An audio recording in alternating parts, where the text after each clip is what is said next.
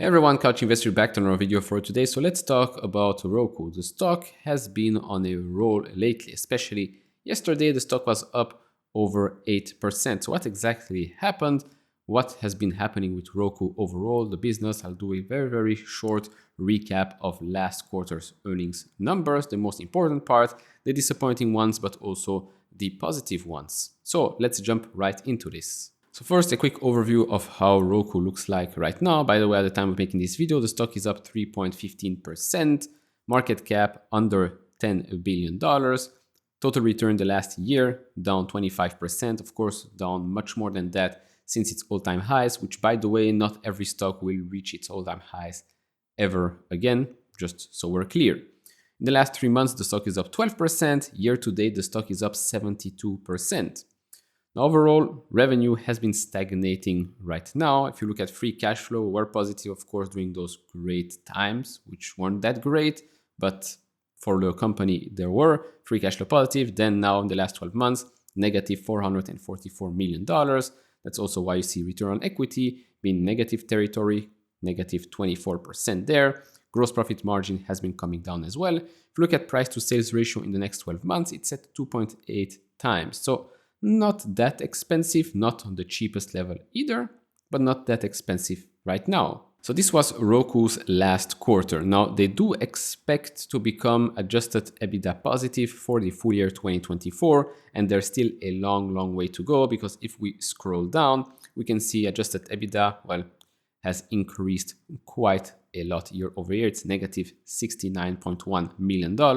They expect next quarter adjusted EBITDA to be negative $75 million. So there's still a long way to go. Maybe let's hope that in the second half of 2023, we're going to see better number and exit that year with a more positive momentum. Now, overall, revenue is basically flat. So there's no real growth there when it comes to revenue. But if you look at active accounts, that still increased 17% year over year. Streaming hours also increased 20% year over year. In my opinion, this is a very important metrics, both of them. Currently, of course, you will see ARPU down 5%. You know, the advertising environment right now isn't great. But so long as they can attract more and more active accounts, so long that they can prove that streaming hours is increasing on the platform, it's going to be very lucrative for advertisers to advertise on Roku when the environment becomes much better. So what is a headwind right now might turn into a tailwind later on. Now, of course, from an investment standpoint, you would like to see gross profit reaccelerate, total revenue accelerate as well, 100%. But these metrics here are key for the long-term success of the business. Now, if you're enjoying this type of video so far, do leave it a thumbs up, subscribe if you have not, would really appreciate that. We just reached 26,000 subscribers. Let's try and reach 30,000 by the end of the year. Thank you very much. And if you want to support me even further, do check out the link down in the description and in the pinned comment to get the top 10 best stocks to buy now, or go to fool.com/couchinvestor. So yesterday, this news came out and obviously helped Roku stock pop up. So Amazon plans ad tier for Prime Video streaming service. Now, apparently, Amazon is planning to launch an advertising-supported tier of its Prime Video streaming service as it looks to further build its ad business and generate more revenue from entertainment, according to people familiar to the situation. Advertising has become an area of continued growth for Amazon. Despite macroeconomic challenges, the company's ad revenue was $9.5 billion in the first quarter. That's up 21% year over year. The company is the third biggest player in terms of digital ad revenue in the US after Google and Meta. We've talked about this a lot on this channel. Don't overlook Amazon's ad business. I'll continue here. Advertisers say they are eager to have Amazon offer an ad tier for Prime Video service, which will allow similar moves by other streaming platforms, including Netflix and Disney. Specifically, ad buyers say they want more access to premium movies and programs that have remained largely ad-free, content that often garners more buzz. For example, 007, James Bond, since Amazon acquired MGM. Now, apparently, the e-commerce giant is having discussions with Warner Bros. Discovery and Paramount Global about adding the ad-based tiers of their streaming services through Prime Video channels. According to people familiar with the situation, through Prime Video channels, users can sign up for streaming services, including the ad-free versions of Max and Paramount Plus and view through the app. Now, Amazon is discussing a variety of ways it could introduce ads in Prime Video.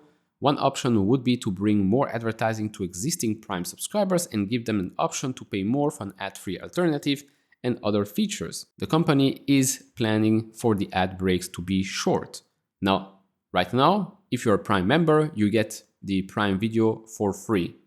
So it's no surprise here that they're trying to add an ad-supported tier. And then for those that don't like ads, just pay a little bit more and you'll get Prime Video just like you've gotten it for years and years. Of course, this will just add more to the bottom line for Amazon. Again, they are turning the switch from, well, we're going to try a lot of new bets.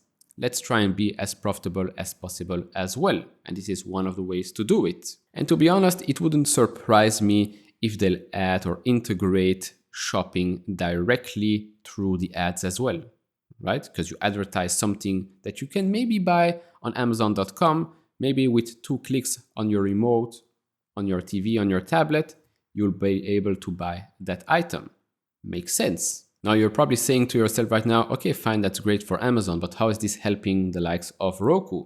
Well, Roku, if you remember, platform revenue, this is where the majority of the money comes in, not from devices, but from platform revenue. Roku has a very, very good advertising platform. So the more players in the streaming industry that offer an ad-supported tier, the better it will become for the likes of Roku, which should be viewed as more of a gatekeeper to the streaming world rather than a direct competitor to the likes of Netflix, Disney Plus, and Amazon Prime. And so circling back, if they can still provide advertisers with this type of metrics, saying active accounts are going up, streaming hours keeps increasing, I mean, why wouldn't advertisers want to flock to Roku's platform? And of course, seeing upgrades for Netflix certainly help Roku's stock as well. With Netflix, we've seen some positive remarks with regards to paid sharing and their new ad-supported tiers, which means that yes, other players would probably or should probably try out an ad-supported tier as well. Now, with regards to Roku, the stock, we're here on the weekly chart. You can see right now, big green candle over that 200-day moving average, which is something that hasn't happened in a long time. We're nowhere near being overbought. So yes, the positivity here, the momentum is with Roku stock. Of course, we would love to see better numbers in Q2. Let's see if they can meet and beat their numbers, maybe improve the guidance for the full year. But overall, MACD still bullish here, although still under the zero. But this is very important to try and close the week above that 200-day moving average will be crucial. So overall for Roku, there are still some risks attached to the business. Of course, right now, seeing that active accounts, streaming hours keep on increasing. Eventually, I would like to see ARPU increase as well.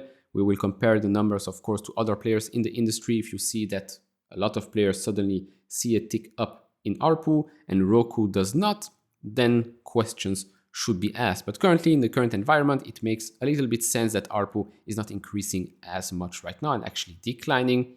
But overall, what is a headwind right now could turn into a tailwind in the future as more and more players also try out ad-supported tiers. More and more of those options will be available on Roku's platform. Advertisers will flock to a platform that provides a good return on investment. And I do think that Roku is perfectly positioned to take advantage of that. Of course, do share your thoughts down in the comments below. If you've been buying Roku, selling, do you still hold it? Let me know down in the comments. If you enjoy this type of videos, leave it a thumbs up, subscribe if you have not, and I'll see you all in the next one. Bye-bye.